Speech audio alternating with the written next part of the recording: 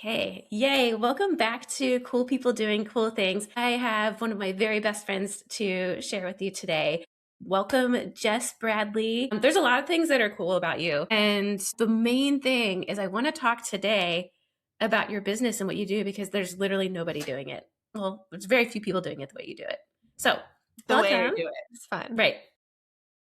So, do you want to tell us about Yeah, what I would you love do? to. Absolutely. So, for a long time, I've been a teacher and I was in the classroom for a long time. When my husband and I started our family, and we happened that starting our family coincided with moving overseas, and I had to leave the classroom for that. And I very organically started supporting students one on one. And within a year, I was doing this completely full time. I was booked out, helping students achieve their goals in a way that I couldn't in the classroom. And that's when it really clicked for me that I was helping in a way that I couldn't when I was in the classroom and there was more than one kid and there was a lot of things going on and also a lot of requirements that come with being a classroom teacher. There's a lot of requirements there, a lot of Yeah, paperwork that can be inhibiting to doing what you know is what a child needs. And right. so doing it in this capacity opened up an entire new world for me. And it's been a wild ride. It's been so awesome. Over the years, it's shifted. And now, almost 8 years later, let's see. Yeah, Levi, my oldest is 8. So 8 years later, we've helped hundreds of students in ways. I mean, many people at this point, we've become very niche down at this point where we're really supporting kids who no one else has been able to help.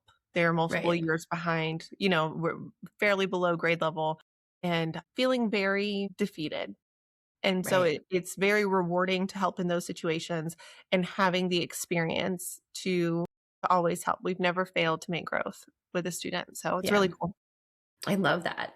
And so basically, it started out teaching, then you had your family and moved overseas, and then it was tutoring, but then it really evolved to this method that you're able to help kids get caught up. So before we go into that more, some of the most surprising things around working with you has been learning about like the stats in our country with education. So can you talk a little bit about where things are at with education in the US right now? Yeah. A lot of things have come out recently. Some studies showing some universities announcing that 1 in 8 kids cannot need remedial math going into university. And that's an issue. They don't have the staff for that. Right. Whereas just a few years ago, that was not the case. It's increasingly risen over the last few years. And the same with the reading, saying that only 30% of students are reading at a level that is inappropriate for a university student, Right. which is scary, right? And so Right. we have professors who are really stumped as how do I navigate this issue? How do I assign text when I know they can't read it? All of these Right. issues are arising. And I think it's really easy to want to point the finger, but I think there's some things we need to acknowledge about what is happening that are just changes in society. And there are all those Right. other things about, is it the system, the public school system? Should parents do more? I think that's a lot of the debate, but I think a lot of times too, we also miss the things that have changed in terms of society. Because pre-reading, pre-writing skills, all of these things that kids used to pick up on at home just by how we lived our lives. Watching mom write a grocery list, you know, watching dad read the newspaper. And parents might be doing these things, but we're now doing them on devices. So these early things that a lot of people don't associate with kids and the correlation to their abilities in reading and writing and math, it does correlate. And the same with math. For instance, we no longer pay cash for things. So we're not having to count change. We're having dramatic decreases in kids understanding money, all of these things going on. And again, a lot of accounts, out there on Instagram, social media, talk a lot about whose fault is that. And I think maybe we also need to shift and realize we've changed how we live our lives. So we're not Right. exposing kids to these things that helped them tremendously. So I think it's a little bit more complicated than whose Right. fault is it, right? And that's what I love about your perspective is because out there, you're right, everybody blames teachers or they blame the parents or they blame all these different things. But your perspective is more, no, this is just, these are the facts. So what do we do now? And I think that's cool. Absolutely. And you and I have talked about before that, I encourage parents when we talk about this issue to Hmm. really realize, okay, we need to acknowledge the situation for what it is and kind of take a true account of wherever your child attends school. And that's not to say to make a drastic change, but kind of just having an honest account and saying, okay, I see that this is lacking. I'm going to take action against it. And that might be action like enrolling somewhere like with us, but it also could be action like, okay, we're going to read extra at home, right? Right. We're going to, they still create like the scholastic readers and social studies readers, sciences, like the magazines. I loved Those are those growing also up. out Those are there. so fun. Right. Those are also out there. So if you see something lacking, we have agency as parents to step in and fill that, right? And it doesn't have to be in a big way. We don't have to bite off a whole lot if that need isn't there. But I think sometimes we get caught up in, I'm going to voice my opinion on this, which you should, but you can voice your opinion and support your child Hmm. simultaneously. And I think that's really important because I think sometimes we want so badly for the system to be correct that we Right. forget, oh, I also need to address this with my child so it doesn't impact them. Right. You know, yes. What's interesting is before I met you, and you know this, and I consider myself, I know I'm biased, but I think I'm a pretty good parent. My kids are pretty, like, they have their You're a heads on fantastic straight. parent. Thank you. But even then, and I'm educated, right? And education is a big thing to me. But I didn't, especially with Evelyn, first off, I didn't know where my kiddo should be. I was relying 100% on the teacher, not realizing that they're so overwhelmed.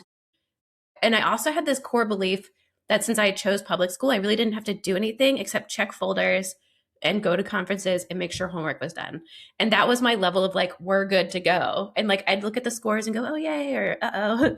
And, so meeting you and being able to work alongside you for the last few years, that's been an eye opener for me. And I'd love for you to talk about it of no matter what we're choosing, if it's homeschool, public school, charter school, private school, or some kind of hybrid of that and this isn't a fault, right? This is just how our society is right now.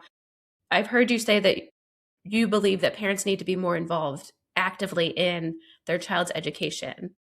So can you talk more about that? Yeah, I think, like you said, I think we're in a very busy world where most of our family units at this point, all the adults have some sort of responsibility outside the home. Typically, like everybody has an outside job. So I think being in an overscheduled, very stressed kind of society that we live in, we, like you said, naturally are like, okay, they're going to handle Right. that. Right. Right. But what I notice, and the reason I caution people to be very active in their child's education and really understand what's going on, is I notice that when parents come to me and their child is behind, 9 times out of 10, what they say, I felt like something was wrong a while ago, but I kept getting told it was okay. Right, and some Yeah. some Yeah. Yeah. version of that, right? Some version of that. I thought that they weren't doing great, but the papers that came home were graded pretty good, or opposite, like, and I thought they were good and were getting poor grades. Just something was off and the parent noticed and they kind of push it aside, right? And there's nothing wrong with that, except that is the first marker. But typically, the time between the parent noticing there's something wrong and everyone, the teacher, the school, everyone said, "Oh man, we've got a problem. We've got to do something." There's 8 months to a year between that, is what I notice. And the Yeah. problem with that is that has allowed whatever the issue is with your child to exasperate over that time. It's gotten worse. The gaps have gotten wider. And so then when they come to me, they are spending more time and money with me because we've allowed this to fester, Right. and we don't want that. And we have a very honest assessment process. So if you come to me and you're like, I'm really not sure, can you test them? I just need to be sure. I have this gut feeling something might be right or might not be right, but I also Yeah. am getting pretty decent grades. I want your opinion. I'll tell you if I don't think you need services, right? Or if I think, hey, they just need to read a little bit more. Like we just need to bolster that a little bit more, or you need to do some math fact flashcards at home, those kinds of things, but don't let it fester. Don't let the gap become wider by waiting. Yeah. I remember you saying that a lot of times if a kiddo is behind or they're missing those foundational, you said to me before, like, especially in elementary, that's like where we're getting our foundational skills. And then as we move on, if there's gaps in competency there, then kiddos fall more and more behind. So like fall, it'll be like, oh, conferences, they're doing okay. And like they might bring a few things up, but like generally speaking, like it's said in a more positive way. And then like the first few months of school are like the review, and then new stuff happens. So they fall more behind. Christmas or holiday, that was biased. The holidays come and January, February roll around, it's more new content, and teachers then are expressing more concern, saying we might have to hold them back. And that parents feel a lot of times blindsided by that process. They do. It's Yeah. hard because Yeah. everyone in the situation is really well intended, right? Right. At the beginning of the year, I think, and I even remember these thoughts when I was still in the classroom of saying, hey, let's give it some time. Like maybe it'll kind of all click, it'll fall into place, those types of things. And so typically the messaging at the beginning of the year is pretty upbeat. What happens is as assessments are done throughout the year, we start to determine, is this child eligible to be promoted to the next grade? Or do we need to Right. consider retention? So the hard thing is even when we have those well-intended conversations where they're really positive, like they're making growth, they're just not where they Right. need to be yet, we have to be careful because then when the testing data is read and they're sending out those retention letters, Right. it's not about feelings, it's about did they make the scores, right? Right. And so it's important if you're having those conversations in the or any point, at any point you're having a conversation about your child not being on grade level, I encourage people to ask, can you show me what they can do? Like, where are we? Give me an example and give me an example of what the current expectation is. And also give me an example of what the end of year expectation is, because middle of the year expectations are Yeah. going to be wildly different than end of the year expectations. Right. And so I have people tell me all the time, well, but we worked hard and we made all this growth and I'm still getting these grades. And I'm like, okay, but the grades are based on can you meet the mark at this point in the year? They're not Right. based on did you make growth, That right? makes sense. It's more of there's an actual concrete, like you said yesterday, you were like, it's not about effort because effort is good, but it's about can you actually meet the mark? Well, can you meet the Yeah. standard, right? Like, can Right. you, whatever, depending on your state, your county, all of these things, typically it's pretty clearly laid out of what, if you're going to get, especially for the little kids, the older kids have the A, B, C, D grades typically. The younger kids in a lot of districts have proficient, developing proficient, those kinds of things.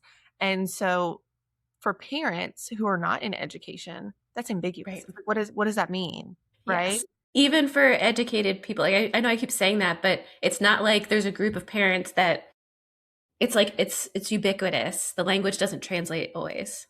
Interrupted you, No, sorry. no, you're fine. I think that's really important to know, though, is that asking for those examples of, or if you want to find them on your own, a really good strategy is if you Google your state's end of year testing, right? If your child is in a grade that is a testing year, if they're very young, there won't be any. But if they're third grade and above, generally there's some sort of sample testing. So for instance, you could type Virginia That's end of cool. I grade didn't know state that. testing sample test. And so the sample test, you can do it for reading or math or even writing. If it's a grade in your state that test writing, you can see examples of what that looks like and can your kid do it. So I had no idea you could look at that. That's so yeah, you cool. can look at that and they'll Yeah. come up. If you can't find yours, you can always DM me and I can help you find it because sometimes you got to get the wording just right. But it's really helpful, I think, for parents Hmm. to see. And the state of Florida even publishes examples of what the grade level writing looks like and the Oh, scores. So that's cool. Yeah. if you want this score, this is what it should look like. That's also really helpful, Hmm. right? Right. I think examples are helpful for parents because they're not in it. And a lot Right. of times, yeah, and a lot of times for parents too, because their child's making progress, they're like, no, like they're doing great. We see so much improvement. But if you don't know where the finish line is, it's hard to Right. gauge where that improvement lands you, right? So that's always a great thing when you're in those conversations, asking for examples of what it needs to look like. What are Right. they missing? Those kinds of things can be really helpful. That's cool. Well, and I also want to add, you've created both math and reading free checklists. They're not full assessments, but we worked on it together. Actually, I got to Yeah. do the techie part. Oh no, I didn't. I don't know. We talked about it. You made it. And those you have free available for parents. They can just download it and we gave directions like what to do for your child at what grade level to just get a very rough estimate of how they're doing. And okay, Absolutely. Yeah. so I'll put that link in the show notes. And then can you talk more about, so those are the free ones. Your assessment that you do is paid because it's a whole signature process you've gone through to have a certified teacher that specializes in um, helping kids get caught up, administer it and observe, and then also purchase the materials and create all the things. So it's a little more comprehensive than, well, not a little, it's a lot more comprehensive than your free one. Can you talk about that? Because you've said too that parents will say, well, why do I need to do your assessment if we already had an assessment at the school? Absolutely. So at schools, generally, not always, but generally, those assessments will just give you kind of a summary of your child is 1 year below in math or reading, whichever assessment is being assessed.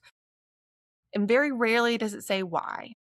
And for me, doing this job and working exclusively with students who are struggling, how far they are behind, it doesn't make a ton of difference to me, because to me, what matters is, well, why are they behind? Right. That's the big piece. Is like, what are we missing that is holding us back from moving forward? So my assessments will identify how far are we behind, but I also am looking for, but why are we there? Why are we stuck there? Especially for a child who is enrolled in some sort of school system and being exposed to instruction all day. Being stuck is very telling, right? That Right. there's some sort of breakdown and understanding that needs to be addressed, or they will not progress forward. So, what my assessments do is we look at each pillar of reading, there's multiple pillars of reading, and decide, is there a pillar that is lower on the score or like a lower grade level than all of the others? Because then that's where I want to start. So, for instance, vocabulary might be exceptionally low, and we need to do some vocabulary bolstering to bring that up to speed. Yeah. Other times, other common things are the comprehension, but we're looking at, well, what type of comprehension? Right. In question that's explicit and it's stated in the text, and we're able to go back and find it? Or are they only missing the implied questions where they had to draw an inference or a conclusion that was not explicitly stated?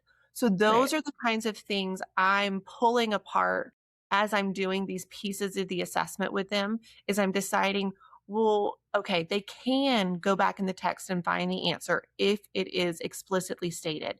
They're struggling with pulling their thoughts together and drawing a Right. conclusion about something that happened, right? That Okay. Yeah. wasn't written out explicitly, right? So, a good example that I often give parents is, if the story says the mom stomped her feet up the stairs and slammed the door really hard, and then the question says, how did the mom feel? Mm, You know what I mean? It's looking yeah. for, she felt angry or she felt Right. frustrated. But it doesn't say that. It just kind of hints at it. That the way I Right. explained it was pretty blatant, but you know what I mean? That it Yeah. can be subtle. And so a lot of times as children get older, 4th, 5th grade especially, that shift happens where the question on comprehension passages is mostly that type of question. That is Yeah. such a It's hard true. shift that the kids don't anticipate. And up until 4th and 5th grade, they are taught, go underline your answer. So they get really confused when they get to 4th and 5th grade, and they're like, I don't know. I can't find where it says that she's mad, right? Right. So Right. sometimes it just takes this coaching around that to tell them, hey, this is the change that's happened. The story, you're such a good reader now. The story no longer has to say she is mad, because it sounds so much more intense and draws you into the story more when it Right. says it this way. Right. Those types of coaching moments really helps them understand and deepen comprehension. So that is why it is so helpful to know, well, what part of the Mm-hmm. and the same Yeah. thing with other elements like spelling. We break down the spelling by all of these different spelling parts, and we graph out, okay, they missed all of the long vowel patterns. So we're going to Mm, systematically go through and teach these vowel patterns, right? right. Or sometimes maybe it's before that. They don't have some sort of blend or other patterns we notice. We're like, oh, we always misspell the SP at the beginning of a word. Mm-hmm. So we're going to go back and we're going to do some lessons on what does that sound like? When I hear Right. it, I know to write it, those things, despite their age. Because that's the other thing is sometimes these gaps are there. And then the kids come to us in 5th grade, 6th grade on up, and nobody thinks to go back that far. But when I'm doing an assessment and that's why we do it live, it's not something like we send people. Because if I have them spell a few words and they miss every single one, I go a level down. I keep going down until I hit it, Yeah. until I fully understand, well, where can they be successful and where does understanding break down? Because then that's where we want to target. And I think Right. so many times as kids get older, we miss that, and people don't go back far enough because they're like, well, surely they know that. But what I've realized over the years and my experience has been actually they might not, and it's Hmm. not to say they're that far back on every single skill, Right. but You we know what it might. reminds me of? Oh, you go ahead. No, go ahead. We just had parent teacher conferences, and I was talking with her teacher, and we're in a fantastic school district, so we get all of this, but this like data and feedback. Although I want to read something to you and see if you go more specific than this, but she's struggling with adding fractions. So that's not. I think that's typically a 4th grade thing, right? Or is that 5th grade? Or does it depend? It starts in 4th grade. Okay, yeah, that's what And I then thought. in 5th grade is a very heavy fractions year. Yes, Very heavy, but they have to get it because in 6th grade is very heavy in decimals and percents. So if they don't get the fractions in 5th grade, the decimals and the percents in 6th grade is very hard exactly. And so because that's what we're doing at home now is the fractions piece. And she missed the review this year with her asthma being out a few days. So not only did she kind of get it last year, she did get it last year, but then she, I think, forgot, like that happens. And then she missed the review this year. So now we're working on it. But the only reason I'm so on it now is because of watching you. um, there's a but trauma that has yeah. been created within me because I see all of these kids, Oh, right? Where I'm like, right. don't let it fester. I'm like, let me Right. fix Well, but it's so empowering now because I feel like I can do more to help her. And because you've explained too, like one, like it's like, let's say somebody's in like 6th grade, but there's something really remedial that they're missing. It's like they might have even mastered it before or learned it before, but it wasn't repeated enough and then they forgot. And so, like, the whole, it's not even, and again, this is where I don't think it's helpful to blame the school system or blame the parents or blame the teachers or blame the kid. It's more, there's a gap, let's fix it. Yeah. There's so many reasons, right? That kids can be in class, something could be covered, a topic. They might be distracted. There's no, we can't blame Yeah. them for that. They're children, they might be Right. distracted. So I have situations all the time where parents tell me they went over this. I know they went over it because we did homework on it. And the thing is, it's like, okay, but somewhere along the way we didn't master it. And there's also a difference between I can read a long vowel and I can spell one. There's a lot of learning Yeah. that happens in between there because reading is the breath in and writing is the breath out. So they are Aw, very that's cute. connected. Yeah, isn't it? I That's did not cute. come up with that. They're very Yeah. connected, but the expression is the written expression is the final level of understanding. So often people come to me baffled. They're like, she can read that word fine. She should be able to spell it. I'm like, not necessarily. Right. And so there's all of these elements of everything that kind of come together. I've even had kids come to me in 6th grade, super intelligent. I mean, very high IQ, very high reading level, reading on college level, and math was just a fight. Nobody could figure Mm. out why we were having such a fight with math. And I test her and she does not understand place value. She doesn't know the names of the place value. She really struggled with the place value. They moved. They moved in like 1st or 2nd grade, and she probably, where one school left off, a different school picked up in a different spot, and she just missed it. Right? So sometimes it has nothing to do with intelligence. It just has to do with it was missed for some weird reason and nobody realized it was missed. Hmm. you know? And so again, that's why I want us to get away from this blame of, Right. well, somebody else should deal with it, right? It should be Right. somebody else's fault. I think we have to remember that life happens and sometimes it's out of our control and it's out of our children's control, Right. because they are children. Right. Something I've noticed in helping you, for those of you that don't know, Jess and I do the marketing for her business, which we'll talk more about the business, not the marketing. But what I've noticed is a lot of parents come to you feeling they may not express it, but there's like an energy of guilt or shame Sure.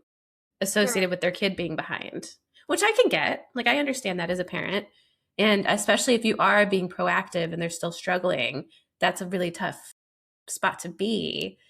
But it's also something I've noticed watching clients come in for you is that it's more prevalent than we realize. I know we talk some of the statistics, and that was before COVID. Like, COVID really set everybody even further back. It did. I think also COVID, parents worked with their children more, so they noticed True. more, right? So then there was this Okay. more reporting on my kid can't do this and my kid's struggling with that. What do you mean? And then this awareness opened up where people were suddenly like, "Oh wait, I'm doing this work with them. Right. I don't have it." Right. Because I think we have to remember too, sometimes, not always, sometimes in a classroom, when you are IQ smart, but you're struggling with a skill or a topic, your IQ, especially in a classroom where other people are talking, everyone's sharing ideas, which they should be doing in a classroom. Please don't misinterpret. But it's easy for your IQ to take over and say, okay, I think if I write this down, this is close enough, right? Yeah. You know what I Yeah. mean? And Yeah. I see that happen a lot.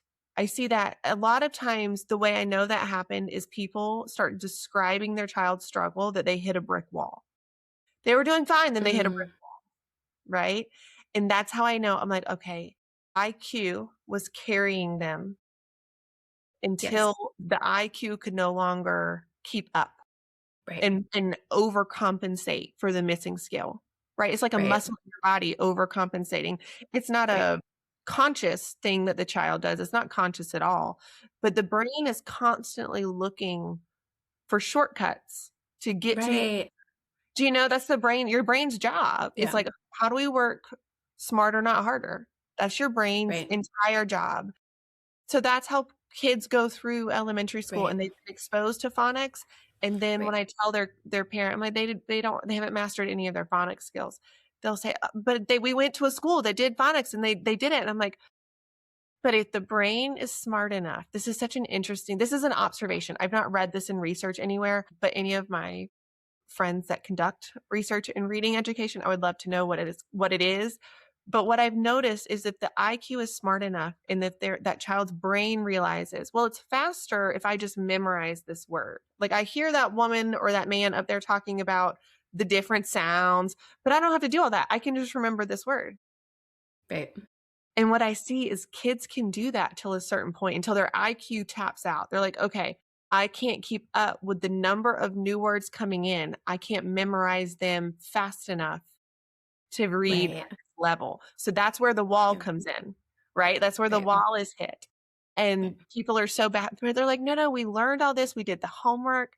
And I say, my personal theory, if the IQ is high enough and then the brain realizes in the beginning, sitting in that phonics lesson, it's just faster if I memorize the whole word, right? Remember, that's what Evelyn and Violet did, both of Yeah. them. And they did And get some support. They hit like third grade was where it really started to show up. And like we were reading, we were practicing, but they were memorizing. And what is that about third grade specifically that things start to pop up? well, more new words are being introduced more rapidly. And so, and there's less, the children at that point have been exposed to the majority of the phonetic elements. And so the expectation is no longer, oh, the teacher's going to read it aloud to everyone where they could memorize, right? Like if you're following along and the teacher's reading it, you can memorize that kind of thing. Now the expectation is, well, here's your book, go sit at your desk and read it. And it's like, wait, but there's nobody going to model this word for me. So now I'm stumped. I have a good example of that. Actually, it just popped into my head being bilingual is I remember early learning Spanish and Latin. I thought forever, you already know this, Jess, but when I was, this is a side note, when I was in middle school, I really wanted to talk to the Latino guys in my neighborhood. So I thought Latin was Spanish. So I signed up for Latin and I was like, wait. So I went through all of AP Latin. I did take Spanish, but I learned my degree in business is in Spanish. But anyway, back to the main point.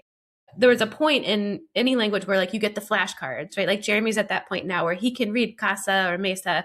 But then if there would be a new word that he hadn't seen, there's a certain point of mastery where like if I saw a new word in Spanish or Latin, I could figure it out because I understand the phonetics and the way the language works versus is that a good example of that? It can be, and every Okay. child is different. The other reasons we have that sensation that, we've just hit a wall and we can't move forward True. are that, the text is becoming more complex much faster, right? Right. So new words being introduced, the text is much more complex, much faster. The expectation to sit and read at your desk without someone reading it to you becomes more and more, right? So there's a lot of things that change year to year in school that impact a child's success rate. And the hard part about that is we're not in a child's head, right? And so we really don't know how reliant they are on certain supports until the support is not there, right? And so we have to be careful when we're trying to figure out what happened. Sometimes it's as simple as they were way more reliant on this than anyone probably even themselves. They didn't realize Right. how reliant they were on it. And I'll use my Right. own child as an example, He would sit quietly and read books all the time in first grade, and he'd be able to tell us about them. But if I asked him to read aloud to me, it was atrocious. But he was able to his IQ, looking at because, first grade, so there's still typically some sort of picture, that kind of thing. He was able to get enough of it. And he had read, being in a house where your mom has a master's degree in reading, he had read enough books. He was able to answer the questions, even though he Hmm. couldn't accurately read the text to the Wow. accuracy that we would want to Yeah. see, right? Right. But I was like, okay, so nobody must be asking him to read aloud, right? Now, Interesting. also, I will say, very like short first grade text, his accuracy was much better. But then he was picking up, I have a book on my desk from a student earlier today. He was picking up longer books and reading them on his own, but practice. Hmm. Oh, okay. So we had to Yeah. be really careful because I was like, oh, so at school, when it's like a short passage and it's right on level, you're doing okay. But then we're having this issue where you're like practicing wrong, Mm-hmm. you know? And so then Yeah. it really started to go downhill because I was like, okay, how do we had to kind of gently, because I didn't want to discourage the reading, right? I want him to read very gently, kind of direct him to things where he wasn't going to practice incorrectly, you Right. know? Right. And then the harder things I read to him. So I didn't, again, it was this very intricate dance of me being like, oh, I would love to read to you today. How about I read for a bit? You've been at school all day. So Yeah. just trying to navigate that. And that's not the same way I would navigate it if he was older. He was just Mm-hmm. so young and he's so tenderhearted. I had to be very careful how I walked that line of, I'm going to give you access to what you're interested in, but Right. by that, I will read it so that then you Right. hear it correctly and we're not practicing wrong. And then on Right. opportunities for you to practice, I'm going to pick and choose those. Right. So it's just very interesting how struggle can happen. It is. And another between the lines that I'm hearing you say is this isn't about students being smart or dumb. I know it's not a politically correct word, No, but it's all different IQ levels that, and it's also normal for students to struggle. So this is just really about how do we support students. So I want to ask you this. I'm going to pull up this assessment. And while I'm pulling it up, one of the coolest things, okay, Eureka Elementary. I'm going to pull up one of Violet's tests, and I won't necessarily read the test because my kids are online and she might kill me if This is on the Oh, internet, and her friends are embarrassing. like, we heard what your grade was. But so we get these star reports. I think I've shown them to you before. I'm familiar. And so, for example, on the star report for reading, all they have is reading foundations and then reading develops and applies skills. Oh, so there's like the actual reading, and then there's can she apply it? And then it has a percentage. Does your assessment go deeper than that? So my assessment's going to look at the words they can recognize in isolation. It's Mm-hmm. going to, depending on the age and if we need it, we might do a phonics assessment, like showing Mm-hmm. them words with different elements in different groups and Mm-hmm. kind of noting, okay, they can read all of these magic E words with 100% accuracy. And then maybe a different vowel pattern, they couldn't read at all. So we do Okay. that one when needed. And so the words in isolation, the phonics if needed, spelling, right? Because Yes. remember we said spelling is that final expression. Right. Then we're going to look at reading accuracy and then reading comprehension. So Okay. we're giving you a score across all of those pieces of reading. Sometimes we'll pull in a vocabulary if we feel like we need it. So there are Mm-hmm. things kind of in the periphery where if we're testing and we're like, ooh, I think we need to pull this in, right? We Yeah. definitely do. But then there's other times where I'm like, no, I feel confident that we don't need, you know, a phonics Right. assessment. If they're in sixth Right. grade and they're just kind of struggling, I probably wouldn't do a phonics assessment. Right.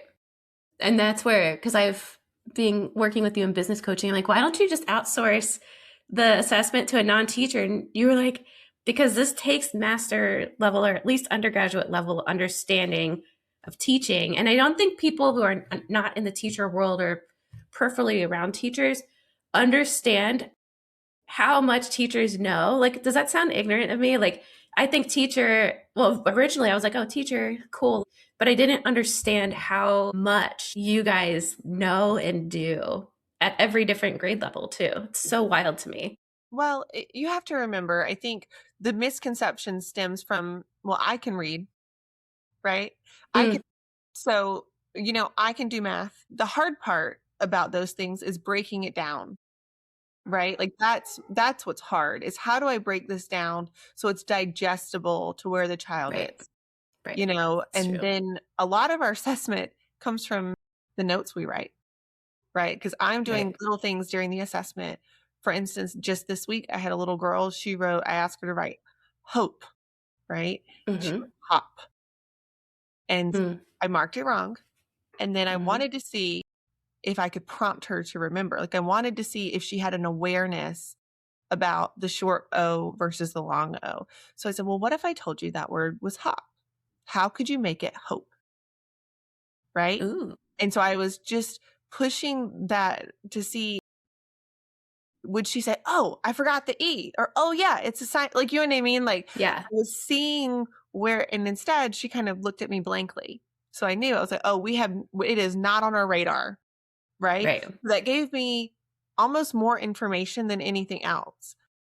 Sometimes we wonder, we're like, okay, do they know it and they just forgot? Like we were talking about earlier, like all of these pieces that can happen because they're children. But that gave me so much information because when Oh, that's so prompted, interesting. I didn't get an, oh yeah, I forgot the E, Mm-hmm. because then I would write that on my sheet. I would say, okay, like when prompted, she remembered the E, instead I wrote, I don't think she has any awareness of long vowels, Okay. and That's that should so have been interesting. introduced the year before. She's in first grade and it should have Right. been introduced in kindergarten. So I was like, okay, we have no awareness for whatever reason. I don't know. Right. I Right. don't know if she's zoning out during that part of class. Like there's all of these things that happen. So we don't know. Right. But that gives me a really clear place to start, right? Mm-hmm. A review lesson to say, okay, like let's remind ourselves and doing a review activity versus, okay, let's talk about what a long vowel is. Right. Those are two Right. drastically different starting places when Right. we're working with kids. And so I think to go back to your question about the information and why I only hire the people that I hire is because I'm looking for people when they work for me that would know to ask, to know to prompt. Like to mark it wrong, Mm-hmm. mastery would be getting it correct without prompting. That's mastery. Right. So I still marked it wrong, but I want teachers who know to prompt and see how they respond. That Right. is what I'm looking Right. for. Because I think those are the types of things that are vastly different than what we're getting at school. A lot, Right. sometimes, not always. I hesitate to say that because I believe some teachers are giving us that feedback. Yes. Right. Um, but other times we're not. And parents are like, I don't understand.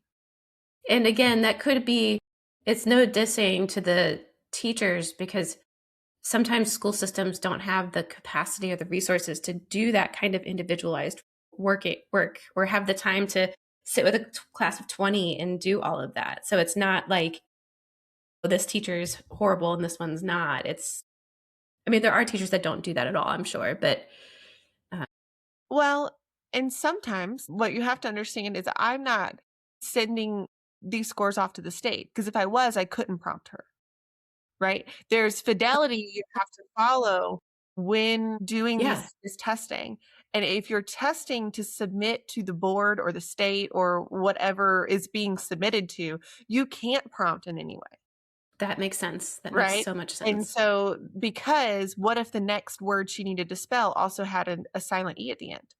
Right. Right. And then I would have kind of teed her up. Right.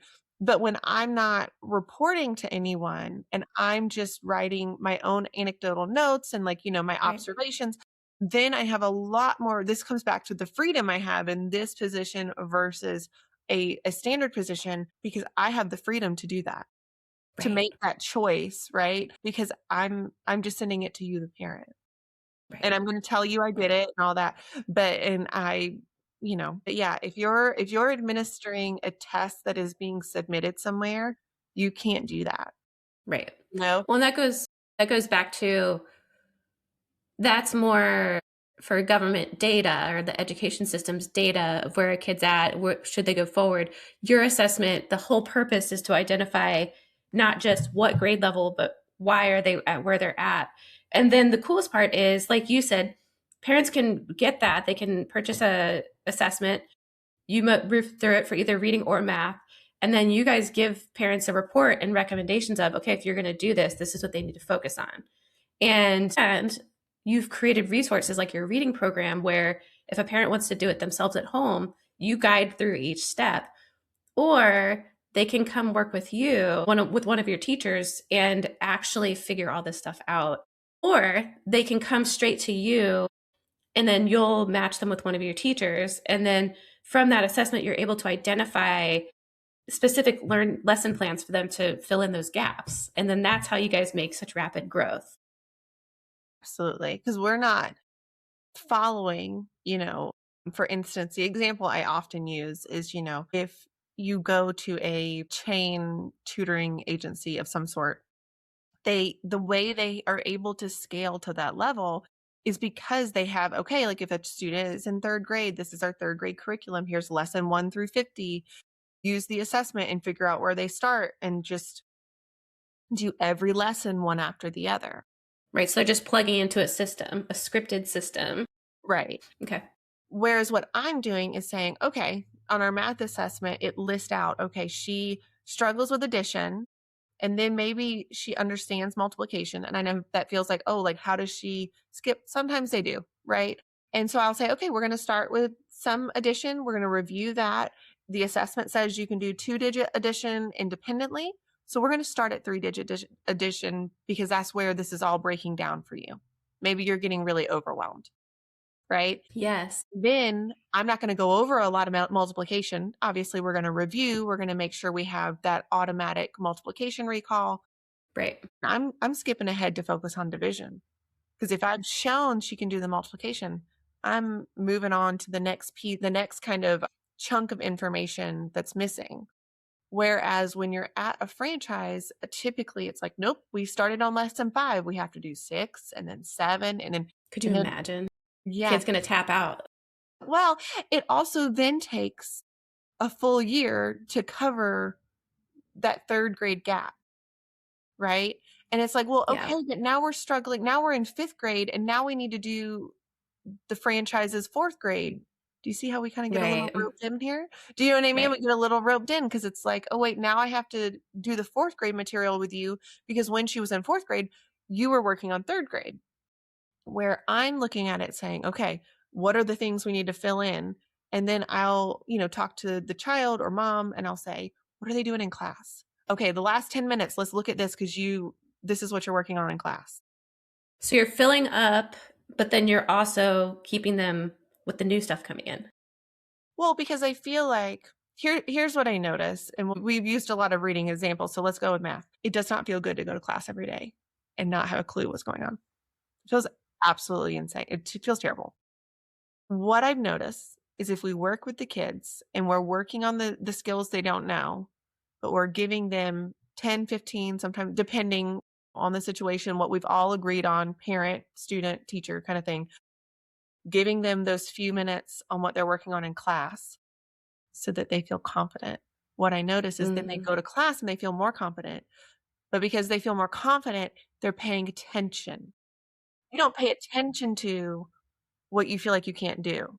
So if that's I can so true. increase their confidence in the classroom, I've doubled down now. Now they're getting lessons with me, but they're also hopefully absorbing something in class now, where Yeah. before when we felt defeated and we were like, what's the point in this? We weren't absorbing anything. So if I can structure it so that we're hitting all the parts, Right. and so that's, and so I don't agree with programs. There's one particular franchise that all they do is worksheets, just a ton of practice worksheets. And I have people come to me from that franchise all the time. They're like, we've been doing this, we've been doing all these worksheets from them. And what's happening? And I'm like, well, nobody's orchestrating this, right? Right. Right. We're just doing a whole lot of practice and putting in a whole lot of effort and hoping something sticks to the wall, Yeah. you And know? it takes, what I find is from what you've said that people spend so much money because it's like a year or 2 years in. So it may not look like that much at first when they're getting into the franchise. The places that we all see when we're driving by like a strip mall, we're not going to get copyright infringement on that. So, those kinds of places. And that they're not, they don't get the same teacher every time. So there's not that relationship. And then parents are spending thousands of dollars on something that they might not even see progress. Well, let's make general strokes about what that looks like, right? The general strokes of that are that they're typically in a group, right? So it's not a I didn't know that. one-on-one. Yeah, they're sitting, if you go into a child's classroom, they have those rounded tables. They're sitting at Hmm. one of those. So there's one teacher and there might be two or three students. There might be five or six, depends on, however it's set up that day. And so there and many years ago, many years ago, when my husband and I first got married, one of our first moves, so not overseas, one of our first moves within the States, I did work at one of those franchises because we were young and poor. And so, like, I left my teaching job and I went there, and of the majority of what they did was on the iPad, which is what a lot of things don't tell you. So, I was there with all of my teacher ability, but I was handing over iPads. And they didn't completely do it on the iPad, but for the majority of it, they did it on the iPad. And the parent sitting in the lobby didn't know Hmm. that. I mean, I'm sure their kid Wow. might tell them, but they Yeah. weren't, that's not what was Right. sold to them. Right. And so it's vastly different. And also where I worked, it was a big room with multiple of those tables and the teacher and all those students sitting there. So people Ugh. ask me all the time, they're like, well, I'm afraid online my kid won't be focused. And I tell them, I'm like, look, you're not locked in. So if it doesn't work for you, like, I'm not going to hold you here. First and foremost, that's not my style. But also, I want you to understand what some of the alternatives look like, right? Right. They're not any less stimulating or overwhelming. More so, I would say. Right. And I tell people too, even again, when we were young and poor, and I was like going to people's houses to tutor, that's almost 15 years ago at this point.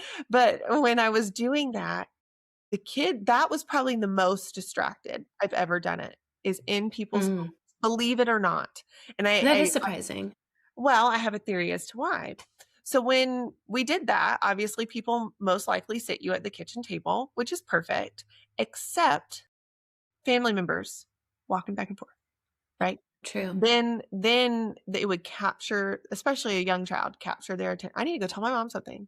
I need to go get a snack. I'm going to go to the bathroom. Right? So just cut Mm. the child with the movement happening within the house, the child naturally wanted to get up and like join in that movement. And I don't, it's funny, this is what all of them do, even when your girls have logged in with me. And I don't necessarily explicitly give directions on like where they need to sit or anything with the computers. People naturally put them in a quiet room, typically with headphones, right? And so it blocks out the external movement Mm-hmm. and they Yes. like lock in. And because that's what people are always, and I totally understand the concern of being the kid being distracted. Well, but here's the thought I have is these kids are on screens all the time now. And so to me, I'm it's it's always funny when somebody's like, I don't think they're going to pay attention. I'm like, but they're paying attention to their screen all the time. And I get we're worried about kids. There's a whole bunch there. But I also, what I like that you've said too, is that when you're virtual, you can also like get more resources. Whereas when you were going in person, if you finished a lesson and the kid moved on, it's like, okay, well, I don't have the thing necessarily have that next thing. Whereas you have it all at your Well, yeah, I mean, fingertips. you try to be ready for anything when you do it in person and try to have extra things printed Mm-hmm. out, those kinds of things. But a lot of times what would happen is the kid would come and say, "Oh, we're not working on that in class anymore. We started this and I'm so confused. Can you help me?" And I would say, I didn't know you started that. So I didn't bring anything on decimals or whatever. I thought you were still in fractions. So I brought fractions. So Right. we're going to spend our session time today, a whole hour, Yeah. fractions, because that's what I brought with me. Right. Whereas when we log on, if a kid logs on and says, Jessica, we started decimals today and you have to help me, I would say, tell me about your day. And I'm going to switch my lesson from fractions. I'm going to pull up decimals Oh, because that's I cool. have it Yeah. right here. Right. Right. And so those are the things I don't think people, and I don't know if I would have thought of that difference either, except I've Mm-hmm. done both, right? I've done Right. it both Right. ways. And that is what I have majorly noticed is every moment of what we're doing can critique or not critique, Right. but curtail to like what exactly we need. Right. Because I could see something else popping up that you're like, well, let's go back there because it's all related. Or Yeah. if we start working on the decimals and they're like, wait, what does that mean? I can say, oh, like let's go back for a second. Let's remind ourselves the Right. decimal place value. Let's remind ourselves of that. If I realize they need a refresher on something, we don't not just Right. can move forward, we can move back. That's Right. cool. Yeah. And so those are the things I think are overlooked. And I think Right. maybe if I had only ever done it in person, I wouldn't have really realized that was an issue. Right. But you know me, I'm pretty anal. So after doing this Yeah. online, I was so sure the way I started doing this online is not because of COVID. I started doing it long before COVID. It's because my military families were moving and they wanted to stay with me. That's Yeah. that's why they were like, please figure this out because Right. we've worked with all these people and nobody else has made the progress you've made. So we want to stick with it. Right. And so I started figuring it out. And in the early Mm-hmm. days, this is just so funny to like look back at, like to stand in this point and to look back. But in the early days, I had one family and not one, I didn't have one family. I had a family willing to be my guinea pig because mom had just had a baby. So it was really hard for her to take the baby to meet me at the library so the older child could work with me, right? Right. She was, and we all remember those moments of motherhood where like I cannot take this baby somewhere. Like, I could hear him like screaming in the lobby of the library. So I knew she was going to be a good person to offer this to. Be like, hey, I don't know if this is going to work, but people are asking me, do you want to try it? Then you don't have to leave with the baby. And she said, oh my Mm. gosh, that would be amazing. Can we try? I tutored that child for 6 months for free because I was so convinced it wouldn't work. I was like, this is ridiculous. This is not going like, you know what I mean? Yes. And it worked better. And the only thing I have ever been able to figure, even years of it working better, you know what I mean? Like even Yeah. this many years later, and I'm do it only online now. The only thing I can figure is those micro moments of being able to switch immediately when I know I need to switch. That's so cool. That's what Well, and like you said, and the focus, and the and focus. there's right. That's so cool. I also, I'm very introverted, but it feels, I feel, maybe this is being a social worker in my background and a police wife. I feel safer having my child do a Zoom call than I do having them go somewhere. If it's public, that's one thing, but Well, and sometimes the kids feel safer, right? Like think yeah, about when the kids would like bring their homework in person, we're both like hovering over it, right? true, true. Where now either mom or the child, depending on the age of the child, will shoot me either a text or an email with like a picture of it. And I pull it up and they're in their own comfort space and Oh, I love that. we're not Yeah. like huddled doing the homework together, right? Yeah. And so there's that piece I noticed as well. And I mean, like, I would hope none Mhm. of them were uncomfortable, but like we were, you know, just hovering over the sheet of paper together. Right. Whereas now we have everybody's in their Your own own box, space and you can like think. right? Yes. And I also Yes. think that's why a lot of families stay with us as long as they do because it's not inconvenient. Right? Right. Like, Right. even for my own son, he works with Gina. He comes in here in my office, and obviously I'm comfortable with Gina. So we Yeah. tell parents, we're like, hey, until you get comfortable, you're welcome to sit in. And we kind of give them tips. We'll say, like, typically the kid feels a little on the spot if two adults are looking at them. So just hang out in there, read a book, scroll on your phone, just look like you're not paying attention. And they typically little calmer. Chill. I think you're the one that told me because I told you, I was like, I had a parent sit in and the kid felt weird. And you said, oh, that makes sense for some Yeah. psychology reason. I think Yeah. it's just because two adults are like Right. Well, that staring. even happened when I had Violet do the assessment with you. And like you guys went through and had your talks. If I was in the room, she shut down. And once I left, she opened up. I remember that because I got to see the recording. Yes. And And that yeah, was, it's funny yeah. how they do. So I tell people, I'm like, Yeah. you don't have to leave, but you can't look like you were watching, if Right. that makes sense. So I have Right. moms that will like fold laundry. Do you know what I mean? That's Or like cool. read a Yeah. book Yeah. until everybody in the situation is like comfy cozy with a new person with their Hmm. kid, that kind of thing. But yeah, so Levi comes in here and I close the door so that little brother cannot be in it and I Yes. cook dinner in peace. I Do you love know what I that. mean? Like Yeah. it just gives me time, especially, my husband's gone a lot for work. And so Gina will Hmm. give him to me. Like I'll do his homework with him. You know what I mean? Like, she's like, I I'll, love that.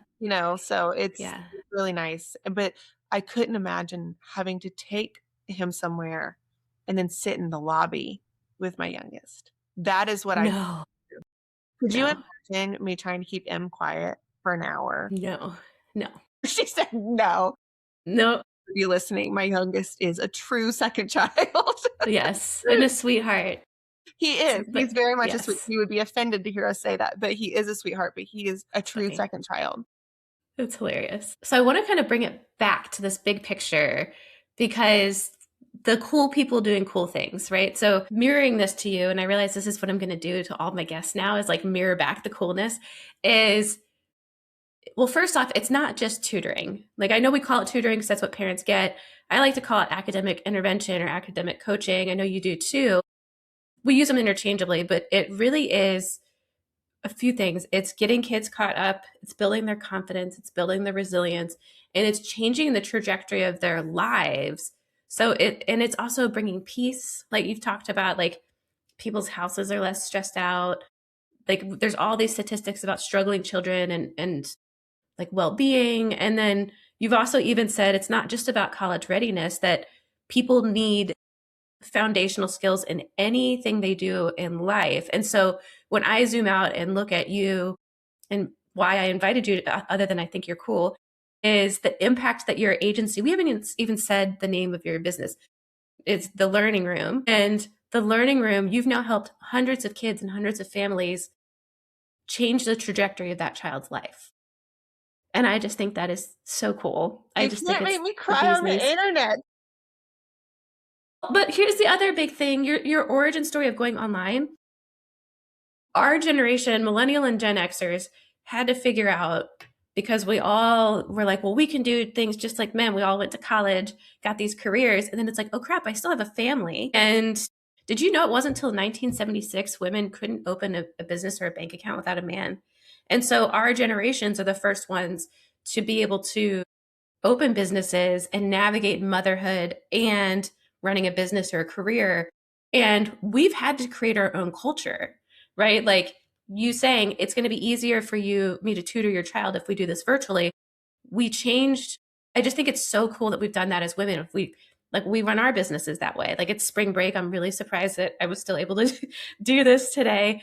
That the kids are cooperating and all that. But we've been able to shape our businesses around parenthood, and for you, military life, and for me, police family life. And I think that's really cool too. Like, I just think it's the best. And we do have our own subculture of, oh, I got to go get my kiddo. Or I took a work call where another female business owner was getting her car washed at the car wash, and I was picking up the kids. And Jeremy was like, how are you taking a work call while you're picking up the kids? All the And time. Evelyn goes, thank you for your dedication to our family. And I was like, it was the cutest thing. She's so sweet sometimes. But all of this is really cool stuff. And I love being able to witness and help you do Well, these cool things. I love being able to help families. And like you said, I mean, a lot of our clients are like women running their own business. And I have women saying, okay, I'm going to log him in with you early because I have a coaching call and I'm going to coach this Right. client. Like, you know what I mean? Like they're Yeah, coaching in the other room and I'm taking care of. So it's really cool to have the opportunity. It really right. is. Well, and even like you said, because self-care is a big thing we all are trying to navigate. And the one of your reels that took off organically was you. What was it? It was like you laying down with like masks on your eyes. And it was like me enjoying an hour of my free time while my kiddo's working with the learning room. And I was like, oh, that's so smart. Yeah. It truly, for a very long time, I was very adamant that I was going to help my own kid because I was like, no, I can do it. Yeah. And the last time Owen was away for work, I was falling apart and my staff was like, okay, these are what we have open and we're going to help him. Cause like I mentioned earlier, we had kind of hit a rough patch and we needed to fix some things. They convinced me. They're like, let us Yeah. help you. They're like, we all know Yeah. you can do it. This isn't Right. about you being able to do it. This is just about capacity. Exactly. Exactly. And that's so cool too. I love that. So I do want to add, and then I have a question for you, two more questions, and then we can wrap up. My kiddos are staring at I'm supposed to take Evelyn to a party at 2:00, and it's 1:45 here. And so I can tell she's starting to hover. Green. So you also work with people who are homeschool families a lot, Yeah, either absolutely. part-time, or like some people offload their entire homeschool curriculum to you guys. You work with families that travel a lot, so like athletes, like child athletes, child actors, things like that, or people who are just traveling for whatever reason. And then you guys also have advanced math prep, right? Right. Yeah. So yeah. It's been a blessing. So kind of my rule for people coming on to work for us is you have to bring something to the table that we don't already have. Mm-hmm. Um, and we've been blessed enough to be able to expand those offerings because of Right. the people we have on staff. So yeah, Right. Mariah's excellent with the advanced math. Right. She is a true math genius that can actually explain it, where that's normally not the Yeah. case. Right. She's very fantastic and we're very grateful for her and Yes. grateful for all of them because that's how Yeah. we're able to help all of these kids. Because I don't believe there is one correct way to school your children, right? I feel like Right. that's a very personal choice. And so I want to Yeah. just support however you need to be Yeah. supported. And I will have you on again to, although I keep trying to nudge Jess to do, I talked about you in my first episode. I'm like, I keep Did trying you? to get my best friend Jess to have a podcast. Okay, well, hold on. It's because I have so many homeschool students. Yeah. Yeah. I'm struggling to fit the podcast in. It's not a lack of Yes. wanting to. No, I If know. I know. somebody in my Yes. area does house management. Yes. We're going to get you there.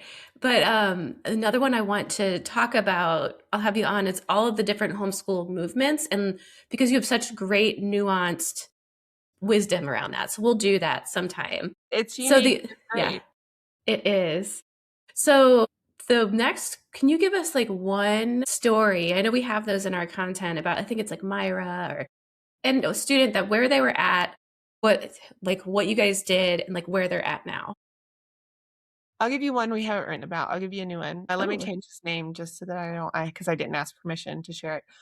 So we'll say Max. So Max came to me, and he went to school for a while and it was not working. He was not being successful in school. So mom pulled him out into homeschool. She was granted this Florida Step Up grant. and found out through a family friend that like we support homeschoolers.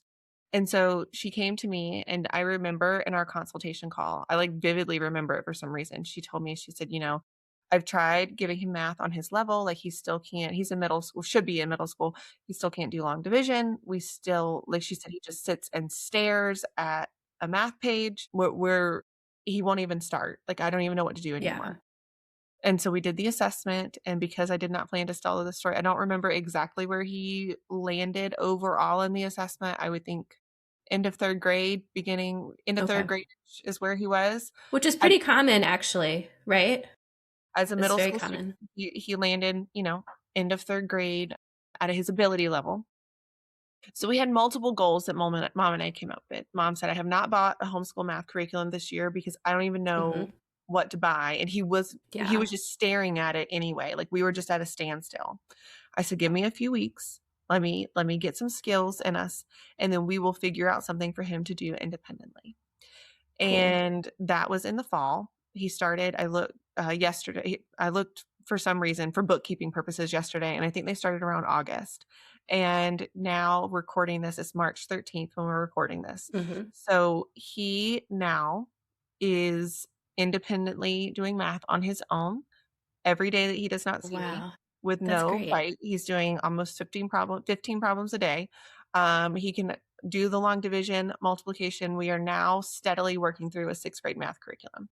That's so cool. I love that. So it's amazing what can happen when you understand. So like Yeah. mom and I were really able to work closely together, and she said, Mhm. okay, like I'm going to have him do that. I gave them access to some of the things that we provide here at the learning rooms, math accounts where they can log in and work on things. And he diligently did that for That's weeks. great. That helped. Yeah. And then when we were ready, I was like, okay, I think if you get this math book, this like practice math book, Mhm. everything in here he can do on his own. So every day That's have good. him do a front and back page. Right. And she was like, am I going to need to help him? Like where I said, nope, I have confirmed he can do this is just practice, which he did need. So I said, Mhm. this is just practice so that he's not going to Right. come across something and be confused. Is Right. why I was very intentional, because obviously I get to know their personalities and like Yeah. their Yeah. tolerance level. And we have a very low tolerance level for hard, and that's Mhm. okay. So we're slowly, so now he completed that book. We're on the next book of Oh, independent. that's so cool. So, like, it's just been Yeah. very like, stepping stone, and then now he's gonna join my math group next week. Which leads me to the next thing I wanted to ask you about. But that's awesome. Before we go there, do you realize that that was like 8 months? And you probably work with him, what, 2 hours a week? He's doing his own independent stuff, which is good. So 8 months, a little less than eight, like, because we're not through March, like 7.5 months, you're getting him up 3 grade levels. No, we're working at the beginning of 6th grade level, but yeah, Okay. Yeah. and, I still think that's remarkable, Amazing. Yeah. and it's because Yeah. of the system we use and the customized Right. system that we use, because I don't think any other place would do that. They would have started at 3rd grade and just systematically worked through all the pieces of their grade. Right. Right. And I will say too, if you guys are interested, I'll post all of Jess's links in the caption. But they also have a document where they go through the teachers and show the assessments and the progress. Like they'll test and then retest. So you can see the case studies, not of all of their students, because that's like hundreds of students and takes too much time. But they go in and fill that in, and I pull it for content. And also check out their Google reviews if you're just trying to stalk them a little bit. But that's amazing. And so, can you talk about the cool things coming for the learning room? And I was alluding to the groups. So, let's So go there. we really want to continue to expand our impact, right? I feel like my team is doing all these wonderful things for students, and I want to expand that. I don't feel like there's enough out there that's correctly supporting where kids are and what they need. So it's been really important to me this year that we've reached this point in business where I'm like, okay, I think we can expand to offer groups. And, we've had so many conversations behind closed doors of how do we offer groups in a way that is authentic to our style and our teaching Right. method and our mission of still being customized. So we're still doing all of these pieces to make sure we're putting kids in groups that are going to work for them and they're going to have access to, right?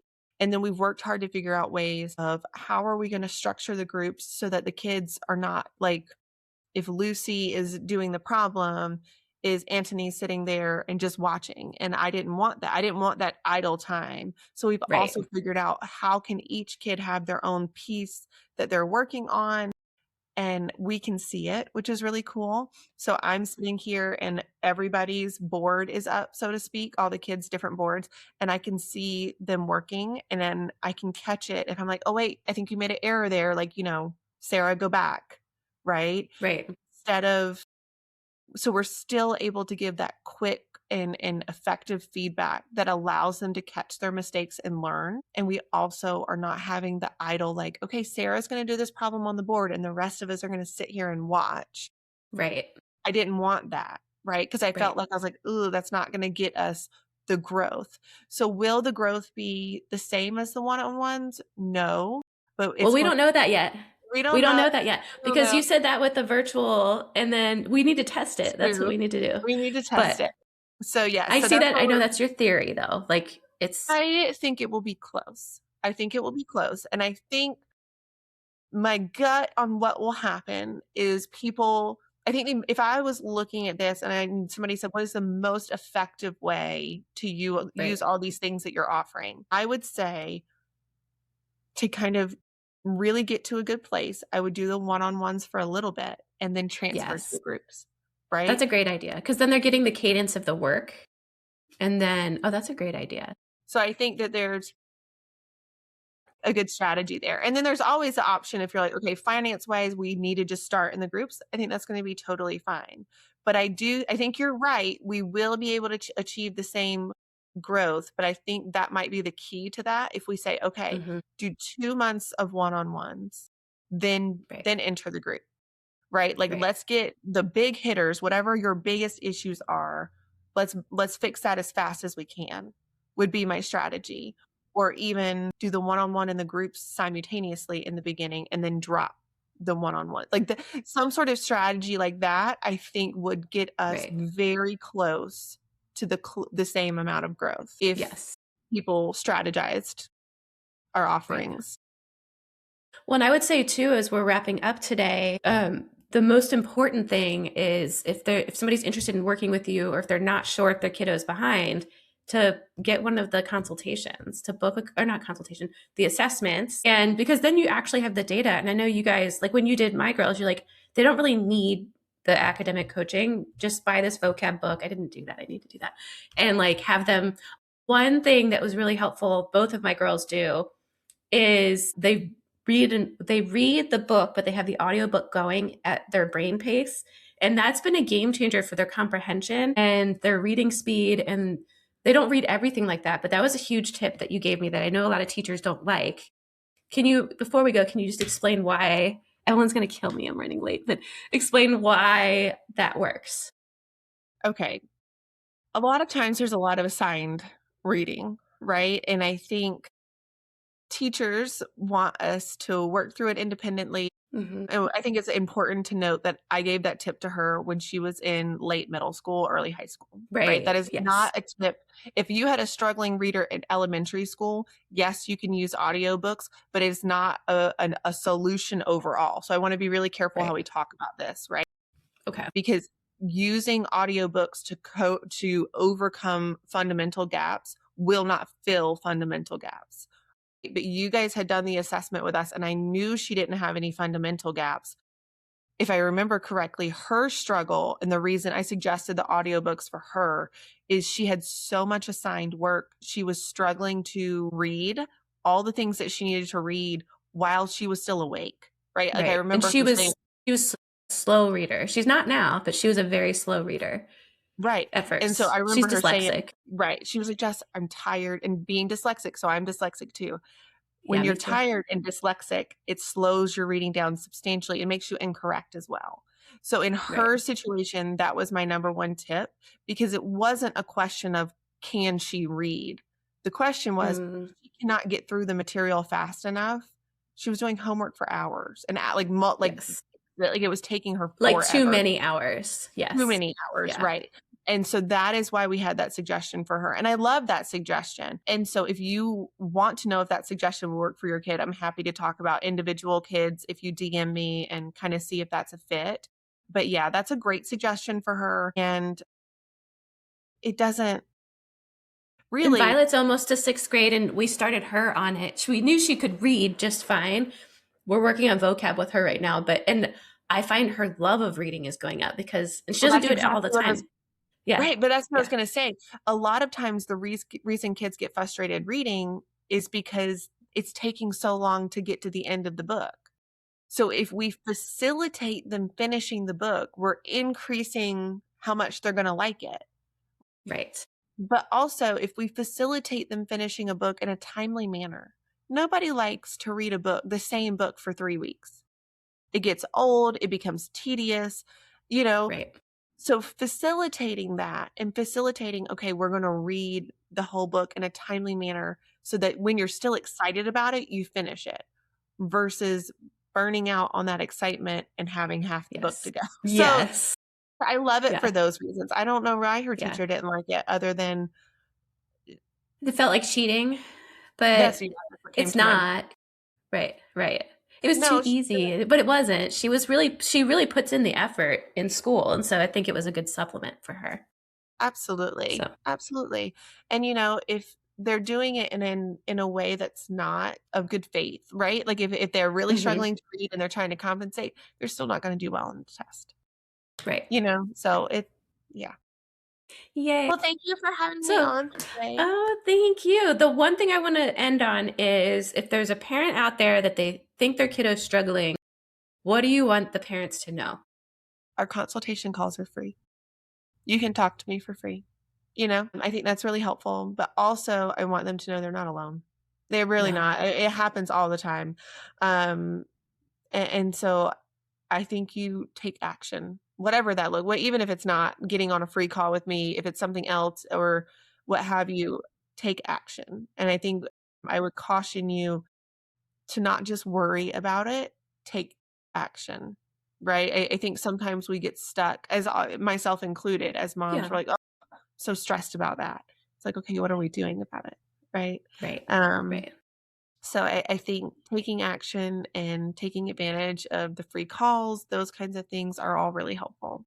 Check with your states for grants for things like this. So Florida right now, Virginia's about to open, right?